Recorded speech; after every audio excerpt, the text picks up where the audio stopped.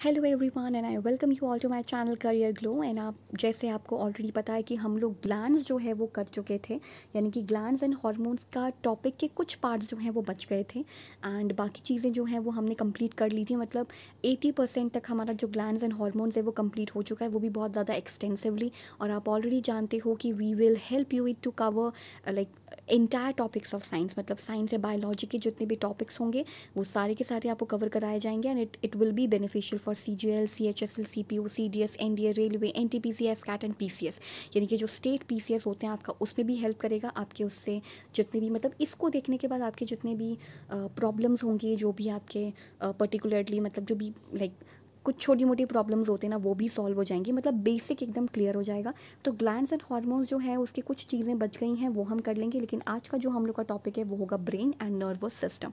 सो आज हम ब्रेन और नर्वस सिस्टम के साथ चीज़ों को शुरू करेंगे और इसको पूरा एंड तक कंप्लीट करेंगे। उसके बाद लास्ट में लेकर आएंगे एज यूजुअल MCQ क्वेश्चंस जो कि प्रीवियस ईयर बेस्ड होंगे। Right, so let's get started.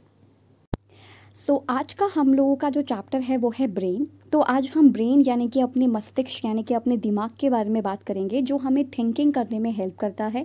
न केवल थिंकिंग बल्कि वो तो हमें बहुत सारी चीज़ों में हेल्प करता है। हमें चलने में हेल्प करता है, हमारे पोस्चर में हेल्प करता है, हमें बोलने में हेल्प करता है। ये सारी जो स्लाइड्स मैंने आप लोगों के लिए बनाई हैं ये मैंने अपने दिमाग का यूज़ करके बनाई हैं। राइट, तो वही चीज़ है, आज हम इसी ब्रेन के बारे में पढ़ने जा रहे हैं। तो सबसे पहले हम शुरू करते हैं लोकेशन से कि ब्रेन आखिर होता कहाँ है। हम हमेशा अपने सर की तरफ इशारा करके बताते हैं कि भाई ये हमारा ब्रेन है, लेकिन असल में उसका लोकेशन कहाँ है ये तो हमें पता होना चाहिए। सो ब्रेन का जो लोकेशन है वो बिलो द क्रैनियम होता है। अब ये क्रेनियम या क्रैनियम क्या होता है, तो आप देखते हैं कि ये जो आपको स्कल दिखाई दे रहा है, जो बहुत सारी भूत वाली मूवीज़ में आपको दिखता था, तो ये जो स्कल है, राइट, ये स्कल है जो कि बहुत ही हार्ड एक चीज़ होती है और उसके अंदर आपका क्या है, ब्रेन है। मतलब बहुत ही प्रोटेक्शन में है। ठीक है, ऐसा नहीं है कि किसी ने आपको मारा तो फिर एकदम ऐसा हो गया, नहीं, वो थोड़े प्रोटेक्शन में है। जो इतनी इम्पॉर्टेंट चीज़ है वो आपको ऐसे ही आपके बॉडी में कहीं ऐसे ही नहीं होगी। राइट, उसको एक प्रोटेक्ट किया जाएगा अच्छे से।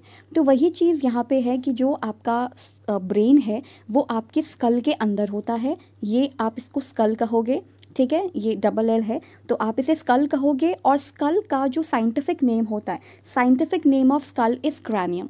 तो जो साइंटिफिक नेम होता है स्कल का वो क्या होता है, वो क्रैनियम होता है। ठीक है, तो इसको हम क्रैनियम कहते हैं। और क्रैनियम के नीचे आपका क्या होता है, ब्रेन होता है। राइट, और यही जो ब्रेन है इसमें एक इम्पॉर्टेंट चीज़ हमें ये समझ में आती है कि ये जो ब्रेन वाला पार्ट है ये थिंकिंग वगैरह इन सभी चीज़ों में हेल्प करता है।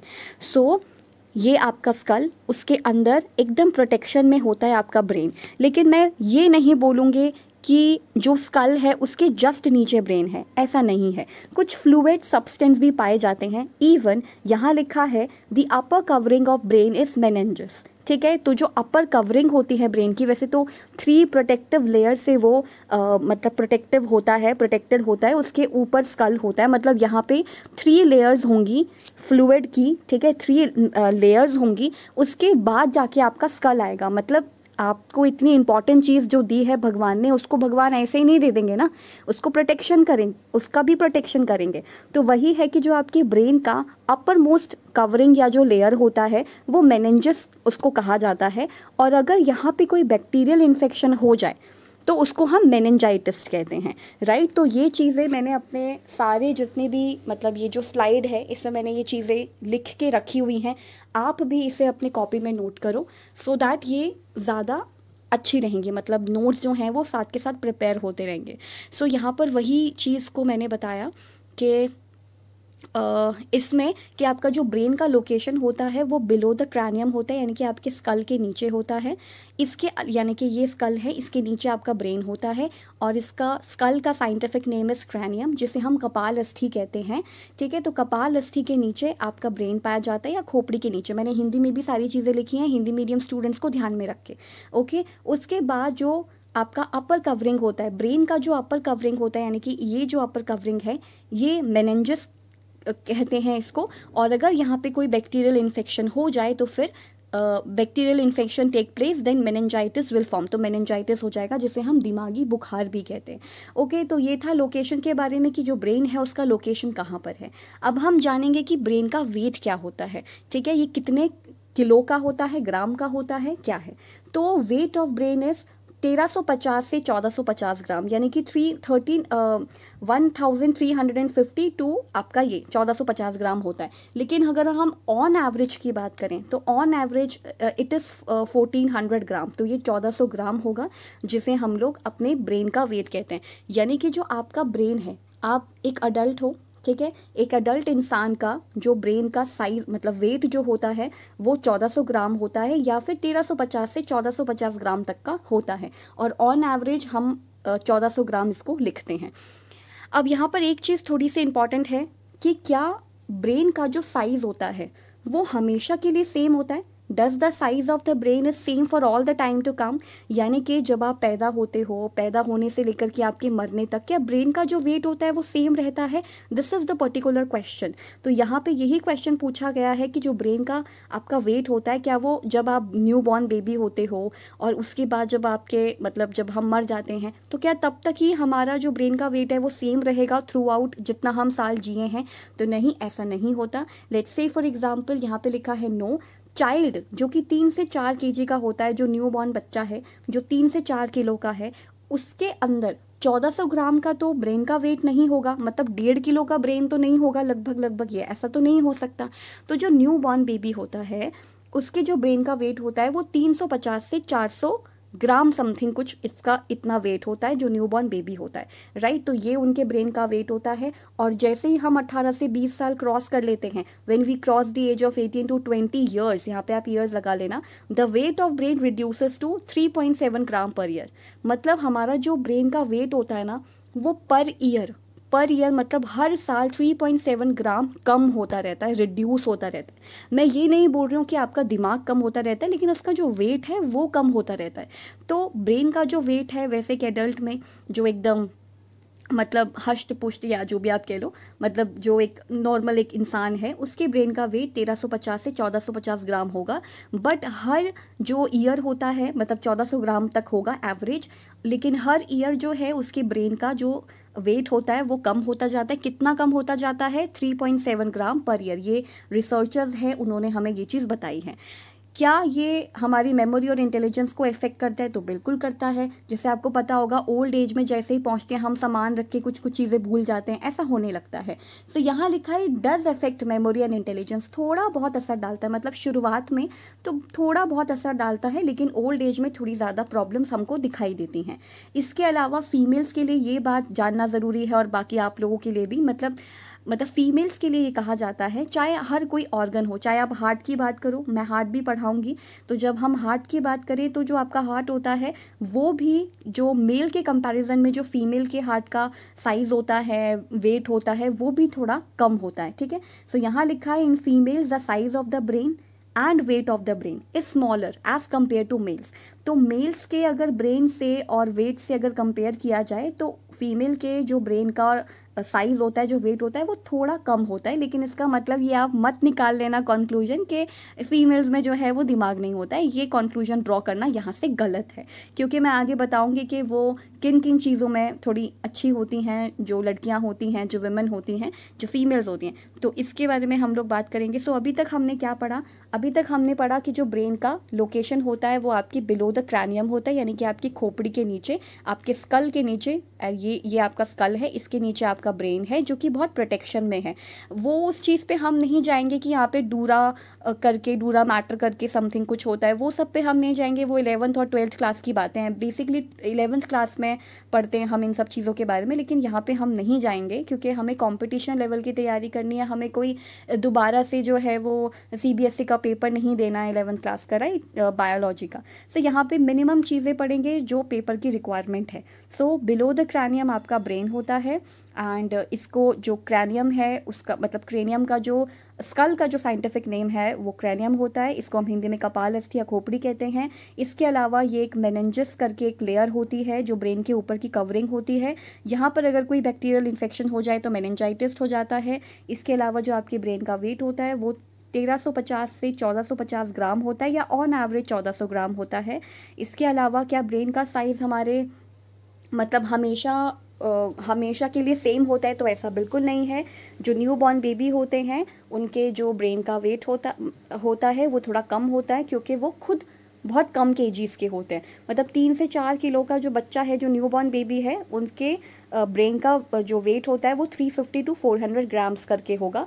और जैसे ही हम पहुंचते हैं 18 से 20 के एज में तो 3.7 ग्राम पर ईयर कम होता जाता है। एंड जो फीमेल के ब्रेन का साइज़ और वेट है वो स्मॉलर है एज़ कम्पेयर टू मेल्स। तो ये कुछ चीज़ें थी यहाँ पे। अब हम आगे चलते हैं कि ब्रेन का फंक्शन क्या होता है। ये स्लाइड्स मैंने बहुत अच्छे से प्रिपेयर करी हैं, तो मैं चाहती हूँ कि आप इनके साथ साथ नोट्स बनाते जाएं, और जैसे ही एक वीडियो कंप्लीट हो जाए तो आप जाके कुछ क्वेश्चंस को बनाएं जाके, राइट। जैसे ग्लैंड्स के टाइम में जब वो कंप्लीट कर दिया था वो वाला लेक्चर, तो उसके बाद आप लोगों ने क्वेश्चंस अगर बनाए होंगे तो ये बहुत ज़रूरी है क्वेश्चंस बनाना, क्योंकि जो पढ़ा है वो सचमुच में काम आएगा या नहीं आएगा। और मैं तो बहुत इंपॉर्टेंट चीज़ें ही कराती हूँ, मेरे को कुछ ये नहीं है कि बहुत ज़्यादा लंबा लेक्चर खींचना है, नहीं। मतलब मुझे ये है कि इंपॉर्टेंट चीज़ें आप तक पहुँचें। इसके अलावा अगर मैं फंक्शंस ऑफ द ब्रेन की बात करूँ कि ब्रेन का क्या फंक्शन है, मतलब हमारी बॉडी में है तो कुछ तो काम करता होगा। तो yes, it provides you intelligence, mean सामान्य बुद्धि प्रोवाइड करता है। जैसे आप प्लानिंग करते हो, थिंकिंग करते हो, ये सब वो काम आपको करता है, आपके लिए करता है। Then it also controls your body, हमारी बॉडी को कंट्रोल करता है। लाइक वॉकिंग, हम गिरते पड़ते ना रहें, वॉकिंग को कंट्रोल कर रहा है। ड्रीम बनना यानी कि सपने देखने तक को भी कंट्रोल करता है। क्वेश्चन पूछते हैं टीचर्स तो आप आंसर देते हो, तो ये भी आपको ब्रेन ही बताता है। आपकी आंखें जो ब्लिंक होती हैं ये भी कहीं ना कहीं ब्रेन से जुड़ा पार्ट है, जो हम आगे अपने चैप्टर्स में देखेंगे, राइट। सो ये आपको क्या देता है, इंटेलिजेंस या थिंकिंग प्रोवाइड करता है। तो ये कुछ इंपॉर्टेंट फंक्शंस थे इसके। अब हम पढ़ेंगे according to size, forebrain, hindbrain, midbrain. ये चीज़ हमें पढ़नी है आज के ब्रेन के कितने कितने पार्ट्स हैं, क्या है। तो पढ़ते हैं कि ब्रेन को कितने पार्ट्स में डिवाइड किया जाता है। तो अब हम पढ़ने वाले हैं ब्रेन से रिलेटेड जो उसके पार्ट्स हैं। लाइक अकॉर्डिंग टू साइज़ हम ब्रेन को कितने पार्ट्स में डिवाइड करते हैं। तो अकॉर्डिंग टू साइज़ की अगर मैं बात करूँ तो हम लोग डिवाइड करते हैं अपने ब्रेन को 3 पार्ट्स में, जो है फोरब्रेन जो कि सबसे बड़ा पार्ट होता है, और उसके बाद जो सबसे बड़ा पार्ट है वो होता है हिंड ब्रेन, और उसके बाद जो दूसरा पार्ट होता है जो सबसे स्मॉलेस्ट है एक तरीके से, वो मिड ब्रेन होता है। इसके अलावा brain can be divided into 3 parts, brain को हम 3 पार्ट्स में डिवाइड कर सकते हैं अकॉर्डिंग टू द लोकेशन। जैसे यही हमने चीज़ देखी फोर ब्रेन को आप प्रोज इंसेफेलॉन भी कहते हो, ये इसका साइंटिफिक नेम होगा। जैसे हमने स्कल का साइंटिफिक नेम पढ़ा था क्रानियम, वैसा ही जो फोर ब्रेन है उसका भी एक साइंटिफिक नेम होता है जिसे हम कहते हैं प्रोज इंसेफेलॉन, राइट। इसके बाद आता है आपका मिड ब्रेन, उसके बाद आता है आपका हिंड ब्रेन, राइट। तो ये चीज़ें हम देखते हैं कि कौन किस किस के पार्ट्स हैं। तो फोर ब्रेन के पार्ट्स ना ये 3 हैं। फोर ब्रेन के ये 3 पार्ट्स हैं जिसमें आता है thalamus, hypothalamus, cerebrum, right. So fore brain के अंदर आपके 3 पार्ट्स आते हैं, हाइपोथैलेमस, राइट। उसके बाद ये पूरा जो सेरिब्रम का पार्ट होता है ये आता है। तो आप खुद ही देखो कि ये पार्ट कितना ज़्यादा बड़ा है। मतलब जो फोर ब्रेन के अंदर सेरिब्रम है वो बेसिकली 80% जो पार्ट है वो सेरिब्रम है या वो कवर करता है। मतलब फोर ब्रेन में 10% आपके थैलेमस और हाइपोथैलेमस होते हैं, लेकिन जो 80% काम कर रहा है या 80% जो है वो आपका सेरिब्रम है। तो ये इंपॉर्टेंट था। तो ये है फोर ब्रेन के बारे में। फिर आता है आपका मिड ब्रेन, और मिड ब्रेन ये है। और जो मिड ब्रेन होता है वो उसके कोई फर्दर क्लासिफिकेशंस नहीं है, क्योंकि वो खुद बहुत ज़्यादा छोटा पार्ट है। तो यहाँ लिखा है इसको मीज़ोइंसेफेलॉन कहते हैं, जो इसका एक साइंटिफिक नेम है। इसका कोई फर्दर क्लासिफिकेशंस नहीं है, no further classification as it is a small part. तो ये बहुत ही स्मॉलर पार्ट है, इसलिए इसका कोई भी क्लासिफिकेशन एज सच नहीं है। सो आप यहाँ पे देख सकते हो, अगर मैं आपको फोर ब्रेन बताऊँ तो ये आपका पूरा फोर ब्रेन का पार्ट है, जिसमें आपका हाइपोथैलेमस, पिट्यूटरी ग्लैंड, जो हम ग्लैंड वाले टॉपिक में ऑलरेडी कर चुके हैं, लेकिन मैं यहाँ पर भी थोड़ा बहुत इसके बारे में बता दूंगी। सो हाइपोथैलेमस हो गया, देन उसके बाद पिट्यूटरी हो गया, और थैलेमस यानी कि ये जो आपका सेरिब्रम वाला पार्ट होता है ये आ जाता है किसमें, ये आता है आपका फोर ब्रेन में, राइट। और मिड ब्रेन का कोई, ये मिड ब्रेन है आपका, लेकिन ये कोई भी इसका कोई फर्दर क्लासिफिकेशन नहीं है, क्योंकि ये बहुत छोटा पार्ट है। इसके अलावा अगर मैं हिंड ब्रेन की बात करूँ तो hindbrain consist of pons, medulla and cerebellum. तो आप यहाँ देख सकते हो हिंड ब्रेन में क्या क्या आ रहा है आपका, मेड्यूला ऑब्लंगेटा, पॉन्स आ रहे हैं, और जो सेरिबेलम है वो आ रहा है। इसके अलावा हिंड ब्रेन का जो साइंटिफिक नेम है वो क्या है, वो है रोम्ब इंसेफेलॉन, राइट। तो ये सारी चीज़ें आपके लिए बहुत ज़्यादा इंपॉर्टेंट है कि ब्रेन का फंक्शन क्या है। इससे पहले हमने ये सारा कुछ देखा कि इसका लोकेशन कहाँ है, वेट कहाँ है, ये सारी वेट कितना है, ये सारी चीज़ें देखी, इसका फंक्शन क्या है। और फोर ब्रेन सबसे बड़ा पार्ट होता है, उसके बाद हिंड ब्रेन होता है, फिर उसके बाद मिड ब्रेन होता है। फोर ब्रेन में आपका थैलेमस, हाइपोथैलेमस, सेरिब्रम आता है, और इसका जो साइंटिफिक नेम है फोर ब्रेन का, उसे हम प्रोज इंसेफेलॉन कहते हैं। और अगर मैं हिंदी मीडियम के स्टूडेंट के लिए बात करूं तो इसे अग्र मस्तिष्क कहते हैं।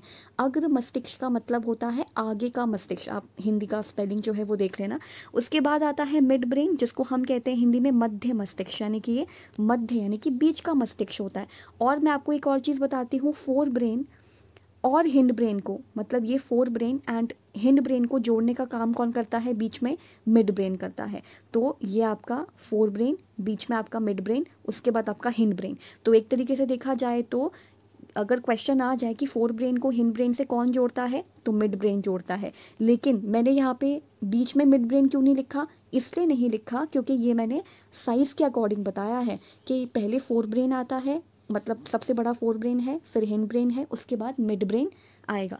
तो ये थोड़ी सी इंपॉर्टेंट चीज़ें थी। इसके अलावा हम इसके फंक्शंस देखेंगे, तो इसके फंक्शंस के ऊपर चलते हैं, क्या है इनके फंक्शंस। तो सबसे पहले मैंने हिंड ब्रेन को डिस्क्राइब किया हुआ है। तो हिंड ब्रेन, जिसको हम रोम्ब एंसेफेलॉन भी कहते हैं, यानी कि इसको पश्च मस्तिष्क कहते हैं, ये इसका स्पेलिंग है पश्च मस्तिष्क। तो आप स्पेलिंग देख लेना, अदरवाइज प्रोनाउंसिएशन यही है। इसको पश्चिम मस्तिष्क यानी कि पीछे का जो ब्रेन है वो कहते हैं, ये हिंड ब्रेन कहलाता है। इसके कौन कौन से पार्ट्स हैं, इसमें आता है आपका मेड्यूला ऑब्लंगेटा, पॉन्स आते हैं, सेरिबेलम आता है। तो चलिए अब इसको पढ़ने की कोशिश करते हैं, इसके सारे फंक्शंस को हम लोग समझते हैं। अब आगे चलते हैं और देखते हैं हिंड ब्रेन के बारे में। हिंड ब्रेन में जैसा मैंने बताया कि इसके 3 पार्ट्स हैं, medulla oblongata, pons and cerebellum. तो अभी हम जो पढ़ने वाले हैं वो है आपका मेड्यूला ऑब्लंगेटा। तो सबसे पहली चीज़, मेड्यूला ऑब्लंगेटा का काम क्या होता है। It controls are involuntary functions. Now what is the meaning of involuntary functions. Involuntary functions का मतलब होता है जो चीज़ें अपने आप होती रहें, आपको उसमें कुछ चीज़ करने की ज़रूरत ही ना पड़े। जैसे कि हार्ट बीट, अभी भी मैं जैसे बोल रही हूँ, आप लोग चुपचाप बैठ करके इस चीज़ को सुन रहे हो, आपका हार्ट जो है वो बीट कर रहा है। क्या आप चाह रहे हो इसलिए वो बीट कर रहा है, नहीं, वो अपने आप बीट कर रहा है। तो हार्ट बीट जो है यानी कि दिल की धड़कन जो है वो अपने आप ही बीट कर रही है, तो इसमें आपका कोई रोल नहीं है। ये आपका काम कौन कर रहा है, ये आपके वो सारी चीज़ें होती हैं जो अपने आप होती रहती हैं। इसको हम इनवॉलेंटरी कहते हैं, हिंदी में मैं अगर कहूँ तो इसे बोलते हैं अनैच्छिक क्रियाएं। अनैच्छिक यानी कि जो हमारी इच्छा के मतलब हमारी इच्छा के बिना हो रही हैं। लेकिन इसके भी हमें 2 जो पार्ट्स हैं वो दिखाई देते हैं, मतलब जो मेड्यूला ऑब्लंगेटा होता है उसके भी 2 टाइप्स हमें दिखाई देते हैं, पार्ट्स नहीं पर 2 टाइप्स हमें दिखाई देते हैं। यानी कि अभी तक हमने क्या पढ़ा कि मेड्यूला ऑब्लंगेटा वो सारे काम करता है जो कि इनवॉलेंटरी होते हैं, यानी कि जो आप चाहो या ना चाहो ये होते रहेंगे। जैसे हार्ट बीट है वो होती रहेगी, ब्लिंक ऑफ आई है वो भी होता रहेगा, रेस्पिरेशन भी अपने आप होता रहेगा। अब इसमें भी 2 टाइप्स हैं, विच आर ऑफ 2 टाइप्स। तो मेड्यूला ऑब्लंगेटा के 2 तरह के काम होते हैं। पहला है वाइटल मैकेनिज्म, जो बहुत बहुत बहुत ज़रूरी हो, और दूसरा होता है एक्सेसरी फंक्शंस। तो पहला है वाइटल मैकेनिज्म। वाइटल मैकेनिज्म का क्या मतलब है, वाइटल मैकेनिज्म वो होते हैं which are very important for our body and if it stops anyone can die. मतलब वाइटल मैकेनिज्म्स वो हैं मेड्यूला ऑब्लंगेटा का कि जो आपकी बॉडी के लिए बहुत ज़्यादा इंपॉर्टेंट है, और अगर ये रुक जाएं, मतलब कुछ मेड्यूला ऑब्लंगेटा ऐसे फंक्शंस करता है जो अगर रुक जाएं तो हम लोग की डेथ हो जाएगी, यानी कि हम लोग मर जाएंगे।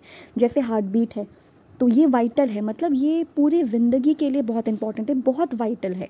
तो जैसे हार्ट बीट है, मेड्यूला ऑब्लंगेटा खुद ही जो है हार्ट बीट करता है, मतलब खुद ही इस चीज़ को चेक करता है। ये इनवॉलेंटरी फंक्शंस हैं, हम जो चाहें या ना चाहें ये होते रहेंगे। मतलब हम ये थोड़ी ना चाह रहे हैं कि इस टाइम हमारा जो हार्ट है वो बीट करे, हम ये नहीं चाह रहे, लेकिन ये सारी चीज़ें अपने आप हो रही हैं। हार्ट बीट है, रेस्पिरेशन है, एक्सक्रीशन है, फ्लो ऑफ ब्लड है, यानी कि रेस्पिरेशन सांस लेना, हार्ट बीट होना, एक्सक्रीशन जो भी वेस्ट है उसका बाहर निकलना, फ्लो ऑफ ब्लड का सर्कुलेशन होना, डाइजेस्ट होना, एक्सक्रीशन या मतलब जिसको हम यूरिन कहते हैं, या फिर सॉलिड वेस्ट बाहर निकलना।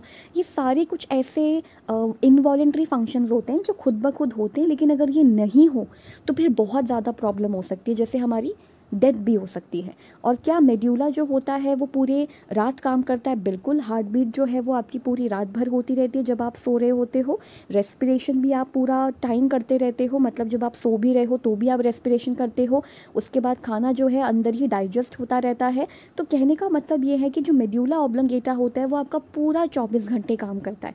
ठीक है, मतलब ये जब से हमारी बॉडी का जन्म हुआ है या जब से हमारी बॉडी एग्जिस्ट हुई है, मतलब एग्जिस्टेंस में आई है, तब से ये काम करते रहते हैं। और ये इनवॉलेंटरी फंक्शंस करता है, मतलब वो सारी चीज़ें या वो सारी क्रियाएं जो अनैच्छिक हो, जो हमारी बिना इच्छा के होती रहे। मतलब हम लोग ये नहीं चाहेंगे कि हार्ट बीट जो है होता रहे, रेस्पिरेशन मतलब जब हम चाहेंगे तब हो, ऐसा नहीं है। ये होता रहता है, ये हमारे हाथों में नहीं है। तो ये होते हैं वाइटल मैकेनिज़्म। लेकिन कुछ ऐसी भी क्रियाएं या कुछ ऐसी भी फंक्शंस होती हैं जो अपने आप होती हैं, मतलब जो इनवॉलेंटरी है, लेकिन अगर वो नहीं भी होना तो उनसे हमें कोई प्रॉब्लम नहीं होती।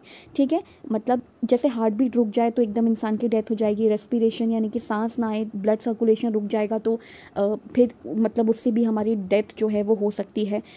इसके अलावा कुछ ऐसे फंक्शंस होते हैं जो इनवॉलेंट्री फंक्शंस हैं, लेकिन अगर वो स्टॉप हो जाएं, वो रुक जाएं, तो ऐसा कुछ हमें डेथ नहीं होता, मतलब हम मरते नहीं हैं। It is also involuntary functions, accessory functions भी इनवॉलेंट्री होते हैं, but if it stops it did not lead us to death. अगर ये रुक भी जाएं तो भी हमारी डेथ जो है नहीं होगी। जैसे कि बर्थ यानी कि डकार का आना, तो डकार जब आती है तो ऐसा थोड़ी ना कि एक दिन नहीं आएगी तो हम मर जाएंगे। या वॉमिटिंग है, वॉमिटिंग अब रोज़ रोज़ तो वॉमिटिंग हम नहीं करते हैं, तो ये एक्सेसरी फंक्शंस है। अब स्नीजिंग है, छींक है, एक पूरा दिन हमें स्नीज नहीं आए तो ऐसा तो नहीं है कि हम मर जाएंगे। फाट है, गैस का रिलीज़ होना है। हिकअप्स है, हिकअप्स मतलब जो हिचकियाँ होती हैं, ऐसा तो नहीं है कि रोज़ ही आपको हिचकियाँ आना ज़रूरी है। मतलब जैसे हार्ट बीट आपकी होती रहती है एकदम टाइम टू टाइम, रेस्पिरेशन आप टाइम टू टाइम करते रहते हो, एक्सक्रीशन, फ्लो ऑफ ब्लड, ये सब चलता रहता है, डाइजेशन भी होता रहता है।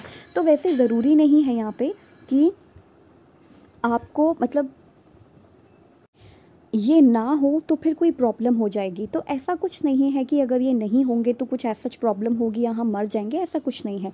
जैसे ब्लिंक ऑफ आई है, आंखों का झपकना, ठीक है, ये तो खैर हम रोज़ ही करते हैं, मतलब ब्लिंक ऑफ आई जो है वो तो रोज़ ही है, ये भी एक इनवॉलेंट्री फंक्शन है, ये हमने यहाँ पे देखा था।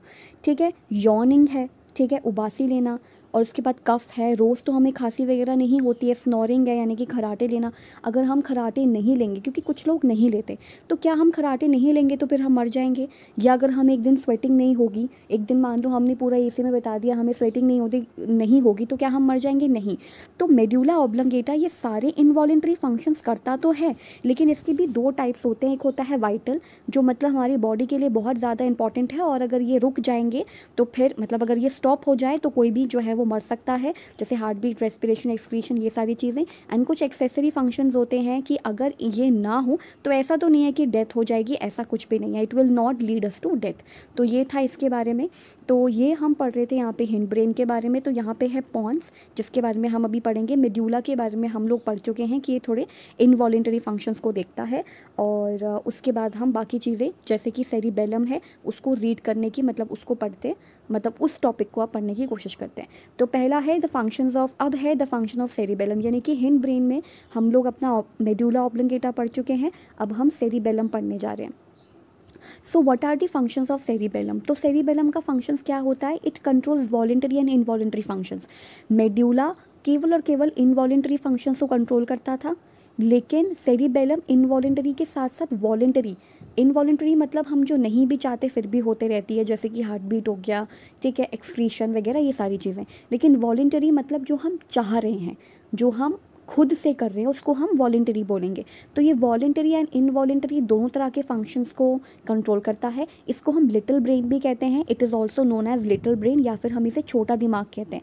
तो इसका जो मतलब सेरिबेलम जो है वो एक लैटिन वर्ड है जिसका मतलब होता है लिटिल ब्रेन यानी कि छोटा दिमाग। क्यों हम इसे छोटा दिमाग कहते हैं? क्योंकि ये कंट्रोल करता है हमारी मसल मोशन को, जैसे कि ये चलना फिरना हो गया, ये सारा मसल मोशन ही है। या फिर जो भी हम मोटर फंक्शंस करते हैं अपने हाथों से, जो भी हम फंक्शंस करते हैं, या जो भी हम हम मसल्स का इस्तेमाल करते हैं, मतलब वॉकिंग करने के लिए, चलने के लिए या राइट करने के लिए, मतलब चीज़ों को लिखने के लिए, तो ये सारे के सारे क्या होते हैं, मसल मोशन या मोटर फंक्शंस। तो मसल मोशन मतलब जिसमें हमारे मसल्स का इस्तेमाल हो रहा हो, एंड मोटर फंक्शंस का मतलब है जिसके अंदर हम हाथों से या कुछ चल रहे हो, कुछ मतलब लिख रहे हो, ये सारी चीज़ें इसके अंदर आ जाती हैं। Then controls posture of the body, हमारी बॉडी के पोस्चर को मेंटेन करता है।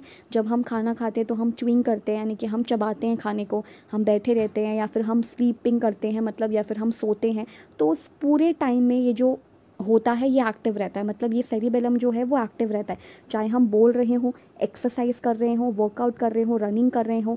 और ये हमारी बॉडी को बैलेंस भी देता है और हमें बोलने में भी हेल्प करता है। हमें बोलने में हेल्प क्यों करता है, क्योंकि जब हम बोल रहे होते हैं, जब हम किसी चीज़ को, जब हम कुछ बोलते हैं तो हमारी जो मसल्स होती हैं ना वो भी मूव करती हैं, ठीक है। तो यहाँ पर मसल मोशन का मतलब ये नहीं कि चलना फिरना या फिर आपने कुछ लिख दिया, ये नहीं होता। हमारी और भी बहुत सारी मसल्स जो हैं वो काम कर रही होती हैं, जैसे कि हार्ट बीट होती है, तो हार्ट बीट में भी हमारी बहुत सारी मसल्स काम कर रही होती हैं। तो कहने का ये मतलब है कि जो आपका मेड्यूला था वो आपके सिर्फ इनवॉलेंट्री फंक्शंस को देख रहा था, लेकिन ये आपके वॉलेंटरी जो आप खुद से चाह रहे हो वो भी देखता है। जैसे खुद से आप उठ के चलने लगे, ठीक है, आप अगर अपने बॉडी पोस्चर, मतलब अगर आप बैठे हो, मतलब सिटिंग कर रहे हो, मतलब बैठे हो, सो रहे हो, च्यूइंग कर रहे हो, किसी से कुछ बात बोल रहे हो, तो इनमें भी आपकी मसल्स का इस्तेमाल होता है और ये भी एक तरह से मोटर फंक्शंस है। इसके अलावा अगर मान लीजिए कि अगर जो हमारे ये सेरिबेलम है अगर वो काम करना बंद कर दे तो क्या होगा, तो फिर हम वॉलेंटरी फंक्शंस नहीं कर पाएंगे, हम खुद से चल नहीं पाएंगे, हम वर्कआउट नहीं कर पाएंगे, हम मतलब हम इधर उधर गिरने लगेंगे, क्योंकि हमारा जो बैलेंस होगा वो हो जाएगा, मतलब बैलेंस भी हमारा ख़राब हो जाएगा। ये आपकी बॉडी को बैलेंस करने का काम करता है, आपके मसल को मोशन देता है। तो जब सेरिबेलम ही एक्टिव नहीं होगा या फिर अगर सेरिबेलम ही ख़राब हो जाए या किसी तरीके से डैमेज हो जाए तो ये सारी प्रॉब्लम होती है। हम बोल भी नहीं पाएंगे, बैलेंस भी नहीं कर पाएंगे, वर्कआउट एक्सरसाइज रनिंग तो छोड़ो, हम तो चल भी नहीं पाएंगे, खड़े भी नहीं रह पाएंगे, हमारा बॉडी का पोस्चर ख़राब हो जाएगा सारा कुछ। इसलिए इसको लिटिल ब्रेन कहते हैं। और अगर ये डैमेज हो जाएगा तो इससे डेथ भी हो सकती है, क्योंकि ये सिर्फ मसल मोशन में ही नहीं बल्कि हार्ट बीट में भी हेल्प कर रहा है। हार्ट बीट में कैसे हेल्प कर रहा है, क्योंकि सिर्फ चलना फिरना मसल मोशन नहीं होता, बाकी सारी चीज़ें भी होती हैं। जैसे हमारे जो लंग्स होते हैं उनका सिकुड़ना, मतलब उनका कॉन्ट्रैक्ट करना, उनका रिलैक्स करना, मतलब उनका सिकुड़ना फैलना, इसमें भी हमारी मसल्स इन्वॉल्व होती हैं। इसलिए अगर किसी भी तरीके से डैमेज हो जाएगा सेरिबेलम तो भी ज़्यादा प्रॉब्लम्स जो हैं वो आ सकती हैं। अब यहाँ लिखा है does alcohol effects our brain, तो बिल्कुल एल्कोहल जो होता है वो हमारे ब्रेन को इफेक्ट डालता है। हम अपनी बैलेंसिंग जो होती है वो हमारी इधर उधर हो जाती है। तो क्या एल्कोहल हमारी ब्रेन या फिर बैलेंसिंग को नुकसान पहुंचाता है, तो बिल्कुल पहुंचाता है। तो हम यहाँ पे कह देंगे येस इट इफेक्ट सेरिबेलम, कि हाँ ये हमारे सेरिबेलम को नुकसान पहुँचाता है, मतलब जो एल्कोहल का इफेक्ट होता है वो। इसके अलावा whenever we get injury in cerebellum will we die, क्या अगर हमारे सेरिबेलम में इंजरी हो गई या ये डैमेज हो गया किसी तरह से तो क्या हम मर सकते हैं, तो बिल्कुल मर सकते हैं, क्योंकि ये हमारा लिटिल ब्रेन है, ये हमारा छोटा ब्रेन है, ये हमारा छोटा दिमाग है, ठीक है। सो यहाँ लिखा है muscle motion does not only mean walking. Muscle motion का मतलब ये नहीं होता कि आप हमेशा वॉक कर रहे हो या फिर हम अपने हाथों से कोई फंक्शंस कर रहे हैं या फिर हम मोटर फंक्शंस कर रहे हैं, बट रेस्पिरेशन में भी हमारे जो लंग्स होते हैं वो कॉन्ट्रैक्ट होते हैं और रिलैक्स होते हैं, मतलब सिकुड़ते हैं फैलते हैं, सिकुड़ते हैं फैलते हैं। और जब हार्ट बीट होती है तो भी हमारा जो हार्ट होता है वो कॉन्ट्रैक्ट करता है, सिकुड़ता है, फूलता है, ठीक है, मतलब रिलैक्स करता है, कॉन्ट्रैक्ट करता है। That is why this is also known as tree of life, इसलिए हम इसको ट्री ऑफ लाइफ भी कहते हैं, क्योंकि हमारी पूरी बॉडी को कंट्रोल करता है, मतलब हमारे वॉलेंटरी जो हम चाहते हैं उन चीज़ों को भी कंट्रोल करता है और जो हम नहीं भी चाहते हैं इनवॉलेंटरी चीज़ें होती रहती हैं उनको भी ये कंट्रोल करता है। तो अब हमने हिंड ब्रेन में जैसे मेड्यूला हमारा कंप्लीट हो चुका है, ये सारे इनवॉलेंटरी फंक्शंस करता है, जैसे कि heartbeat, blink of eye, respiration, ये सारी चीज़ें करेगा जो खुद से होती रहती हैं, जो हम नहीं, मतलब हम हमारे चाहने के हिसाब से नहीं होती, खुद ब खुद होती रहती हैं। लेकिन उसमें भी दो चीज़ें हैं, वाइटल मैकेनिज़्म जिनके ना होने से बॉडी की डेथ हो सकती है, शरीर की मृत्यु हो सकती है, और कुछ ऐसे फंक्शंस होते हैं कि अगर वो एक दिन ना हो तो कोई उससे फ़र्क नहीं पड़ता, जैसे कि आपका यॉर्निंग करना, स्नोरिंग करना, स्वेटिंग होना, वॉमिटिंग आना, ये सारे एग्जाम्पल्स यहाँ पे लिखे हैं। फिर सेरिबेलम में हमने क्या पढ़ा, सेरिबेलम में हमने ये पढ़ा कि सेरिबेलम आपका लिटिल ब्रेन होता है, ये आपके फंक्शंस को जो वॉलेंटरी जो आप खुद से करते हो और जो आप खुद से नहीं करते उनको भी कंट्रोल करता है। जैसे कि च्युइंग करना, ये हम खुद से करते हैं, खाना तो हम खुद से खाते हैं, तो चबाते तो हम खुद से हैं, तो ये क्या है, आपके वॉलेंटरी हैं। लेकिन इनवॉलेंटरी जैसे कि आपका रेस्पिरेशन, आपका जो हार्ट बीट है, वो आपके दोनों इनवॉलेंटरी है। तो ये इनको देखता है, इन फंक्शंस को क्या करता है, कंट्रोल करता है। ठीक है, इसलिए इसको ट्री ऑफ लाइफ भी कहते हैं। इसके अलावा अब हम पढ़ने वाले हैं पॉन्स के बारे में। तो ये हो गया मेड्यूला, ये हो गया सेरिबेलम, ये हो गया पॉन्स। यहाँ पे शायद सेरिबेलम का एक एल जो है वो नहीं यहाँ पे लिखा हुआ है, तो आप यहाँ पे ऐड कर सकते हो इसको। अब हम यहाँ पे पढ़ते हैं पॉन्स के बारे में, फंक्शंस ऑफ पॉन्स। उसके बाद हम मिड ब्रेन को पढ़ेंगे। सो फंक्शंस ऑफ पॉन्स क्या है, पॉन्स क्या है, ये है पॉन्स। ये हिंड ब्रेन का पार्ट होता है। अब ये क्या करता है, तो it connects body and brain. ये आपके बॉडी को ब्रेन से जोड़ता है, यानी कि आपकी पूरी बॉडी को, जो आपका बॉडी है उसको ये ब्रेन के साथ जोड़ता है। कैसे, अब देखो, जो हार्ट है, स्किन है, हार्ट है, स्किन है, ईयर है। मतलब एग्जाम्पल ले लेते हैं, जैसे आपका दिल है, आपका जो हार्ट है, आपकी जो स्किन है, आपका जो कान है, वो कुछ मैसेज भेज रहा है, send some message which goes to pons. मतलब ये कुछ मैसेजेस भेजता है जो पॉन्स में जाते हैं, और ये जो पॉन्स होता है फिर ये वो मैसेज ब्रेन के अलग अलग पार्ट्स में पहुंचाता है। जैसे कि हार्ट रिलेटेड जो मैसेज होगा वो हिंड ब्रेन में जाएगा। क्यों जाएगा, हिंड ब्रेन में ही क्यों जाएगा, mid brain and fore brain में क्यों नहीं जाएगा? इसलिए क्योंकि हार्ट रिलेटेड जो मैसेज है वो हिंड ब्रेन में इसलिए जाएगा क्योंकि हिंड ब्रेन कुछ इनवॉलेंटरी फंक्शंस को कंट्रोल करता है। इनवॉलेंटरी जैसे कि हार्ट बीट हो गया, रेस्पिरेशन हो गया, इन सब चीज़ों को ये कंट्रोल करता है। तो यहाँ पर वही चीज़ लिखी हुई है कि हिंड ब्रेन यानी कि हार्ट रिलेटेड जो मैसेज है वो यहीं जाएगा, क्योंकि मेड्यूला ही है जो आपके हार्ट को या हार्ट बीट को और इन सब चीज़ों को कंट्रोल करता है। तो इसीलिए जो आपका ये बॉडी को ब्रेन से कनेक्ट करता है, यानी कि जो आपकी बॉडी है, तो बॉडी में एक ऑर्गन है हार्ट, तो ये हार्ट को ब्रेन से कनेक्ट कर रहा है बाय सेंडिंग अ मैसेज जो कि पॉन्स में जाएगा। तो पहले हार्ट, स्किन या ईयर्स का जो भी मैसेज है वो पॉन्स में जाएगा। देन जो पॉन्स है वो ये मैसेज जो है वो बाकी अदर पार्ट्स में भेजेंगे। जैसे कि हार्ट रिलेटेड मैसेज है वो आपका हिंड ब्रेन में चला जाएगा, स्किन से रिलेटेड कोई मैसेज है तो वो मिड ब्रेन में चला जाएगा। क्यों? क्योंकि वो चीज़ हम अभी पढ़ेंगे। कोई भी स्किन रिलेटेड मैसेज होता है तो वो आपका स्किन रिलेटेड मैसेज है कोई, तो वो फोर ब्रेन में जाएगा। क्यों जाएगा वो हम देखेंगे आगे। और ईयर से रिलेटेड मैसेज है तो वो आपका मिड ब्रेन में चला जाएगा। इस चीज़ पर मैं दोबारा आऊँगी जब मैं ये मिड ब्रेन समझा दूँगी तो चीज़ें क्लियर हो जाएंगी। जैसे हार्ट का तो समझ आ गया कि उसका तो हिंड ब्रेन में ही जाएगा, क्योंकि हिंड ब्रेन में एक पार्ट होता है जिसे हम कहते हैं मेड्यूला। तो मेड्यूला ही आपके हार्ट रिलेटेड जो चीज़ें उनको देखेगा, तो हार्ट रिलेटेड मैसेज पॉन्स अपने हिंड ब्रेन को भेज देगा। लेकिन जो स्किन रिलेटेड मैसेज है वो फोर ब्रेन में जाएगा। क्यों? ये हम फोर ब्रेन में पढ़ेंगे। ईयर रिलेटेड मैसेज जो है वो मिड ब्रेन में जाएगा, ये हम अभी यहाँ पे पढ़ लेंगे। तो यहाँ से चीज़ें क्लियर हो जाएगी। दूसरा है कि इट हेल्प्स मेड्यूला ऑब्लिंगेटा, और जो पॉन्स है वो मेड्यूला ऑब्लिंगेटा को भी हेल्प करता है। तो यही इसके दो फंक्शंस थे। पहला, ये बॉडी और ब्रेन को जोड़ता है। आपकी बॉडी के जो भी मैसेजेस हैं वो आपके ब्रेन को पहुँचाता है पॉन्स। ठीक है, मतलब जो भी आपके बॉडी के ऑर्गन्स हैं वो जो भी मैसेज सेंड कर रहे हैं वो पॉन्स उसके अलग अलग ब्रेन को पहुंचा देगा, जैसे hind brain, mid brain and fore brain. उसके बाद आता है मिड ब्रेन। तो हमारा हिंड ब्रेन जो है वो तो कंप्लीट हो चुका है, जिसके अंदर हमने medulla oblongata, pons and cerebellum को पढ़ लिया। उसके बाद आता है मिड ब्रेन। अब मिड ब्रेन का काम क्या होता है, तो यहाँ लिखा है it controls to sensory organs. Sensory organs क्या होते हैं, मतलब हम सभी के अंदर सेंसेस होती हैं। ठीक है, कौन कौन सी सेंसेस होती हैं? देखकर हम चीज़ों को समझ सकते हैं, सुनकर हम चीज़ों को समझ सकते हैं, स्मेल करके हम चीज़ों को समझ सकते हैं, टेस्ट करके हम चीज़ों को पहचान सकते हैं, और टच करके। जैसे टच से हमें कोल्ड का एहसास हो सकता है। ठीक है, कोई चीज़ टच करने से हमें कोल्ड और हॉट का एहसास हो सकता है कि हाँ ये तो चीज़ गर्म है, ये तो चीज़ ठंडी है, इसका एहसास हो सकता है टच करके। इवन हमारे स्किन से हमें, मतलब ये टच जो है, इवन हमारे जो लेयर होती है तो स्किन ही है, तो स्किन से ही तो पता चलेगा कि कोल्ड है या हॉट है। और स्किन पर अगर कहीं पर भी आपको खरोंच लग जाती है, आपको चोट लग जाती है, तो आपको दर्द का एहसास भी यहीं से होता है। तो ये हमारी सेंस है। टेस्ट करके आपको पता चलेगा कि कौन सा खाना सही है, खाने लायक है, कौन सा नहीं है, कौन सा बहुत अच्छा टेस्ट है, ये पता चलता है। स्मेल के थ्रू भी हमें स्मेल पता चलती है। ठीक है, कि मतलब किस चीज़ की फाउल स्मेल है, गंदी स्मेल है, अच्छी स्मेल है, फ्रेगनेंस है, सब पता चलता है।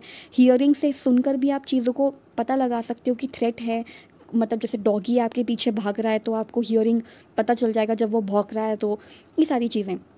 विजन के थ्रू। तो ये हमारी सारी क्या होती हैं, सेंसरी ऑर्गन्स होते हैं, और हम देख भी पाते हैं किसी चीज़ को। जैसे मान लो किसी जगह पे धुआं हो रहा है बहुत ज़्यादा, तो आपको समझ आ जाएगा वो धुआं देख के कि हाँ यहाँ पे कुछ एक्सप्लोजिव है, या फिर कुछ यहाँ पे कुछ फटा है यहाँ पे, या फिर धुआं जो है वो निकल रहा है, तो आप जल्दी से उस हिसाब से एक्ट करोगे। तो आपकी जो सेंसेस होती हैं वो आपको बहुत हेल्प करती हैं। तो ये मिड ब्रेन हमारी सेंसेस को कंट्रोल करता है, लेकिन हमारे पास होती तो 5 सेंसेस हैं। देयर आर 5 सेंसेस ऑर्गन या सेंसरी ऑर्गन, जैसे ईयर है जो हमको हियरिंग प्रोवाइड करता है, आई है जो विजन देता है, टंग है जिससे हम टेस्ट ले सकते हैं, स्किन है जिससे हमें टच का एहसास होता है, और नोज़ से हमें स्मेल का।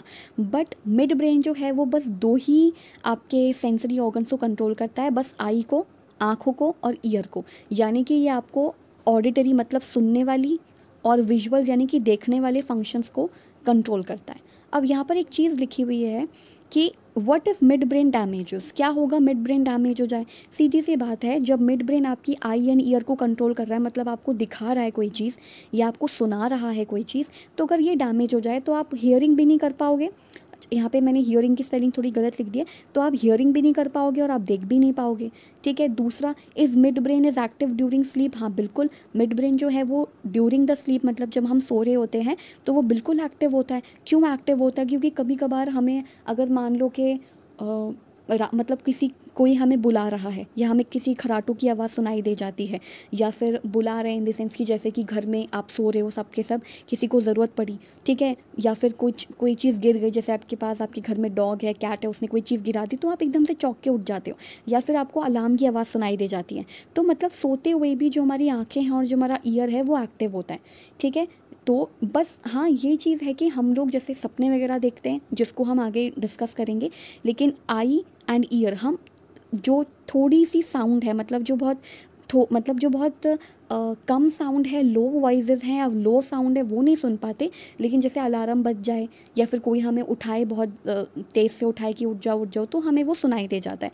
तो मिड ब्रेन, वैसे तो हमारी 5 सेंसरी ऑर्गन्स होते हैं, जैसे आई, ईयर, मतलब जैसे ईयर, आई, टंग, स्किन, नोज़, ये होती हैं, लेकिन ये सिर्फ आई और ईयर को ही कंट्रोल करता है। और मिड ब्रेन के डैमेज होने पर हम सुन भी नहीं पाएंगे, देख भी नहीं पाएंगे, ये प्रॉब्लम्स आ जाएंगी। लेकिन हमेशा ज़रूरी नहीं है कि हमेशा आप देख नहीं पा रहे हो और सुन नहीं पा रहे हो तो उसका मतलब होता है मिड ब्रेन का डैमेज होना। ऐसा नहीं, कई बार आपके आईज़ से, आपकी जो आँखों से जो नर्व्स जा रही हैं, या आपकी जो कानों से नर्व्स जा रही हैं, उनके डैमेज होने की वजह से भी ये सब प्रॉब्लम्स हो सकती हैं। Now what is the meaning of neurology. अब ये न्यूरोलॉजी क्या चीज़ है, ये पढ़ना है जो इम्पॉर्टेंट है। So neurology is a branch of medicine dealings with disorders of the nervous system. जो आपका नर्वस सिस्टम है, ठीक है, जो आपका नर्वस सिस्टम है मीन्स आपका जो ब्रेन का जो पूरा पार्ट है, जो पूरा सिस्टम है, जिसमें मतलब नर्वस सिस्टम में बेसिकली सब कुछ आ जाता है। आपका स्पाइनल कॉर्ड भी आ जाएगा, जिसके बारे में हम लोग पढ़ेंगे कि किस तरीके से जो स्पाइनल कॉर्ड होती है वो हमें हेल्प करती है। ठीक है, क्योंकि अगर जो ब्रेन है जितने टाइम वो लगाएगा सोचने में, उतने में तो मतलब यहाँ पर ना एक रिफ्लेक्स एक्शन जैसी चीज़ होती है। रिफ्लेक्स एक्शन का मतलब होता है कि जैसे मान लो कि कोई गर्म तवा है, उस पर आप अपना हाथ टच कर दो तो आप एकदम से हाथ उसमें से अपना खींच लेते हो। ये चीज़ आपका स्पाइनल कॉर्ड आपसे करवाता है। तो ये जो रिफ्लेक्स एक्शन है ये स्पाइनल कॉर्ड आपसे करवाती है। और अगर ये स्पाइनल कॉर्ड नहीं करवाती और अगर ये ब्रेन सोच के फिर आप हाथ हटाते तो इतने में तो हाथ जल जाता। तो न्यूरोलॉजी का मतलब है कि जो नर्वस सिस्टम में कोई डिसऑर्डर है, नर्वस सिस्टम में कोई प्रॉब्लम है, तो उसको हम न्यूरोलॉजी कहते हैं। ठीक है, मतलब उसकी स्टडी को, मतलब कि किस तरीके से इन डिसऑर्डर से डील करना है, उसकी स्टडी को न्यूरोलॉजी कहते हैं। यानी कि न्यूरॉन्स मतलब आपके नर्वस सिस्टम को पढ़ना इज़ न्यूरोलॉजी, जिसमें हम मेनली डिसऑर्डर्स, इन सब चीज़ों को पढ़ते हैं।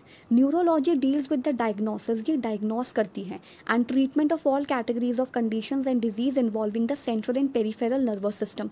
मतलब अगर आपके नर्व्स में कोई प्रॉब्लम है, आपके ब्रेन में कोई प्रॉब्लम है, आपके स्पाइनल कॉर्ड में कोई प्रॉब्लम है, तो उसको पढ़ेगा, उसको डायग्नोस करेगा, उसका ट्रीटमेंट देगा, including their coverings, blood vessels and all effector tissues such as muscle. मतलब मसल में कोई प्रॉब्लम है, कोई टिश्यू डैमेज हो गया है, किसी ब्लड वेसल में प्रॉब्लम है, ब्रेन हैमरेज हो गया, मतलब जो ब्लड है वो बहते ही जा रहा है, फ्लो करते जा रहा है, रुक नहीं रहा है। तो न्यूरोलॉजी मीन्स व्हाट, जब आप ब्रेन और उससे जुड़ी जितनी भी सिस्टम है, पूरा ब्रेन का जो सिस्टम है, जिसमें आपका स्पाइनल कॉर्ड, स्पाइनल नर्व्स और आपके जो ब्रेन से निकलने वाली नर्व्स है, जिनको हम क्रैनियल क्रेनियल नर्व्स कहते हैं। जब आप उन सब की स्टडी करते हो तो उसको न्यूरोलॉजी कहते हैं, जो आपको ये भी बताता है कि क्या डिजीज़ है, क्या ट्रीटमेंट है, क्या डिसऑर्डर है, ये सब चीज़ों को भी ये बताता है। देन नेक्स्ट क्वेश्चन इज़ जो आ सकता है, that is what is brain stem consist of. एक ब्रेन स्टेम होती है। ब्रेन स्टेम मतलब जो आपका ब्रेन से निकलने वाली जो स्टेम होती है वो, जैसे हमने क्या क्या पढ़ लिया अभी तक, हमने सेरिबेलम पढ़ लिया, मेड्यूला पढ़ लिया, पॉन्स पढ़ लिया, राइट। ये आपका फोर ब्रेन का पार्ट है, ये बीच का पार्ट आपका हिंड ब्रेन का होता है।